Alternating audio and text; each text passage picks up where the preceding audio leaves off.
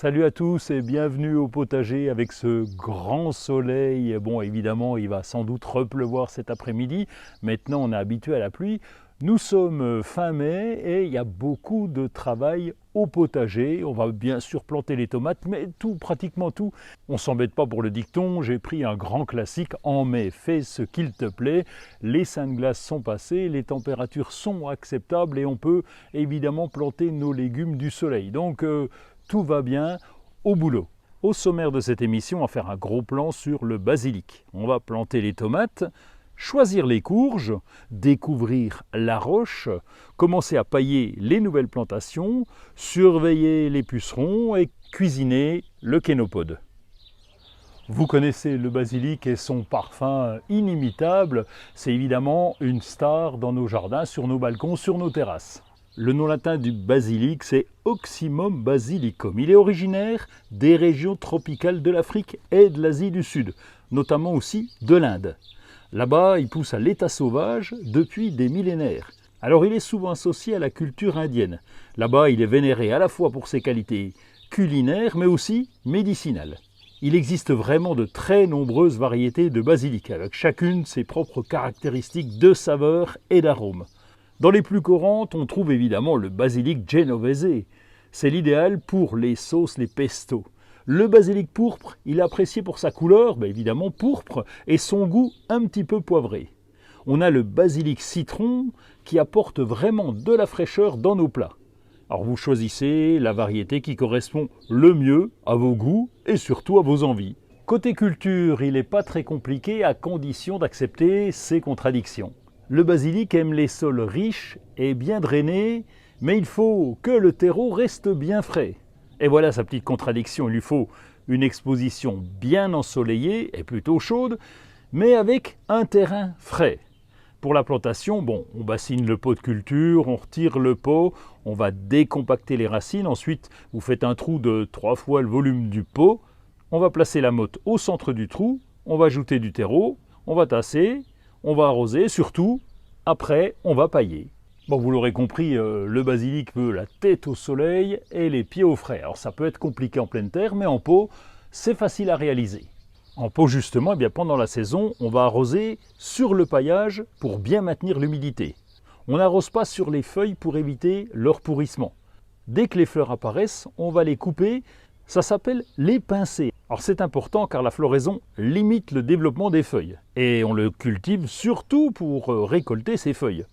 La récolte du basilic commence dès que la plante atteint une hauteur d'environ 20 cm. Pour récolter, on coupe les feuilles supérieures en veillant à laisser au moins quelques paires de feuilles à la base pour permettre à la plante de continuer de bien pousser. Utilisez ces feuilles fraîchement cueillies immédiatement ou conservez-les dans un récipient hermétique au réfrigérateur pendant quelques jours. La plante est riche en antioxydants, en vitamines et en minéraux. D'un point de vue médicinal, elle est aussi utilisée pour soulager les maux d'estomac, les nausées et les maux de tête. Alors le basilic, qu'il soit en pleine terre, en pot, comme vous voulez, il est incontournable au jardin et puis quel bonheur dans les pizzas ou dans toutes les salades. Les tomates font partie des légumes du soleil et à partir de fin mai, comme en ce moment, on va pouvoir les planter pratiquement en toute région. Les tomates ont besoin de beaucoup de soleil. On va choisir un endroit pour leur assurer au moins 6 à 8 heures de lumière directe du soleil par jour. Plus il y a de soleil et plus les fruits vont mûrir. Si vous êtes dans une région au climat semi-continental, une serre permet de les cultiver plus longtemps. La plante ne supporte pas les températures en dessous de 5 degrés. En mai, on va guetter les nuits et au besoin, on va couvrir les plants avec un voile d'hivernage pendant ces fameuses nuits un peu froides. Pour planter, bassinez le pot de culture, retirez-le, décompactez les racines du plant, passez la grotte au griffe pour avoir un sol bien meuble, faites un trou de plantation et vous placez la motte au milieu. Versez du terreau de chaque côté et faites une butte de terre pour renforcer le système racinaire. On va arroser sur la butte. Ensuite, paillez et placez un système d'arrosage, par exemple une bouteille munie d'un bec à planter dans le sol. On va espacer les plants d'environ 80 cm les uns des autres, oui, parce que la tomate, elle peut se développer pas mal. Arrosez évidemment bien la plantation et puis vous pouvez rajouter un peu d'engrais parce que les pieds de tomates, ce sont des plantes assez gourmandes. En ce moment, on va trouver beaucoup de courges de potiron chez les producteurs et évidemment, il faut faire son choix. Ces cucurbitacées, il en existe pour tous les goûts. Les potimarrons, les butternuts, les rouges vifs d'Étampes, les musquets de Provence et tous les potirons. Alors comment les choisir? C'est une question de goût et d'habitude alimentaire. Ici, chez nous, on aime cultiver la courge spaghetti parce que la chair, une fois cuite, fait de longs filaments comme des spaghettis et on l'agrémente avec une sauce tomate, par exemple. Les pâtissons aussi, blancs ou jaunes ou même orange, ils sont super en gratin avec des oignons frits, de la crème fraîche et puis saupoudrés de cacahuètes pilées en surface. Est-ce que vous avez déjà réalisé aussi des confitures de cheveux d'ange avec la courge de Siam? Ça, c'est une belle courge bien ronde, verte, parsemée de taches blanches. Bon, c'est sûr qu'il y a un choix de fou. Donc après, pour la plantation, vous savez faire, il faut bien arroser surtout au départ. Il faut un sol bien riche et puis surveiller les limaces parce qu'elles adorent ça. Et en ce moment, il y en a beaucoup avec l'humidité. Voici la roche rouge. Alors elle est intéressante parce que c'est une plante très décorative, contrairement à la roche verte. Et en plus, elle est comestible. La roche rouge, comme vous la voyez, elle est souvent cultivée pour son attrait ornemental dans les jardins, parce que les feuilles sont évidemment très colorées. Elle est aussi appréciée pour sa tolérance à la chaleur et à la sécheresse. Elle a aussi une croissance très rapide. Elle est cultivée principalement comme plante alimentaire et ornementale dans vraiment de nombreuses régions du monde. Ses feuilles sont riches en nutriments. On les consomme donc jeunes, quand elles sont crues, en salade, ou alors matures, et là on les fait cuire. Le végétal est annuel, ça veut dire que la plante meurt aux premières gelées automnales. Mais avant cela, la roche rouge produit beaucoup de graines qui se ressèment d'une année sur l'autre.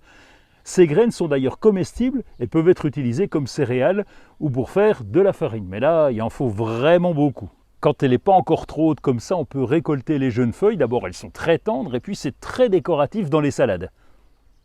Nous sommes en ce moment en pleine période de plantation et il y a un réflexe à avoir, c'est que dès qu'on a installé une plante, quelle qu'elle soit d'ailleurs, on peut pailler le tour du pied.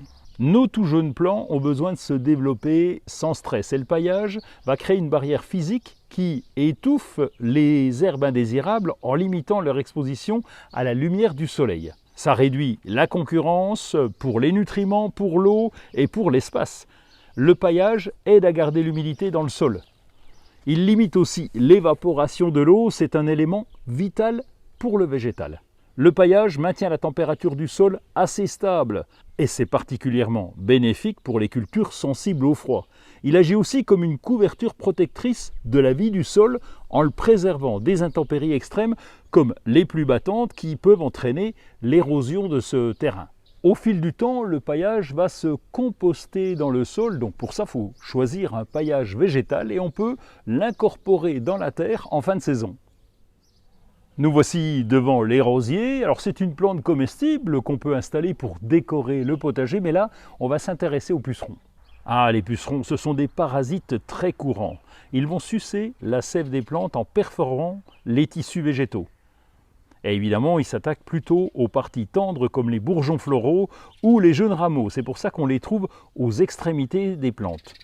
Si l'attaque est sévère, ça peut affaiblir le végétal et le rendre plus sensible aux maladies. Mais les pucerons sont aussi une source de nourriture pour les coccinelles et les cirfes par exemple. Leur présence va attirer ces insectes utiles dans notre jardin et ils vont contribuer ainsi à un équilibre écologique. Du coup, le jeu consiste à limiter la présence du puceron quand la plante est en danger, particulièrement sur les toutes jeunes plantes. Vous pouvez les retirer à la main avec une paire de gants, sinon vous allez pouvoir pulvériser une décoction maison lorsque les attaques sont vraiment sévères. Il y a une autre solution aussi, c'est de semer des jachères fleuries qui vont attirer les coccinelles et les coccinelles mangeront les pucerons, en plus c'est décoratif. Voici une plante peu utilisée au potager qui s'appelle le Kénopode Bohenri, avec lequel on peut faire des tartes ou des quiches. Alors pour cette recette, il nous faut de la pâte sablée. Il nous faut 200 g de feuilles de Kénopode Bohenri, un oignon, un filet d'huile d'olive, un demi-verre d'eau, 100 g de fromage blanc, 2 œufs, 50 g de gruyère râpée et puis du poivre. On va placer la pâte sablée dans un moule à tarte préalablement beurré. Ensuite, on va rincer et couper les feuilles de Kénopode en fines lanières. C'est l'oignon ensuite qu'on va couper en lamelles et dans une poêle, on va verser un filet d'huile d'olive pour faire dorer l'oignon. Dans cette même poêle, on va verser les feuilles de kénopode avec un demi-verre d'eau et on va laisser cuire à couvert. À côté de ça, eh bien, on prend un saladier, on va battre le fromage blanc, les œufs et le fromage râpé.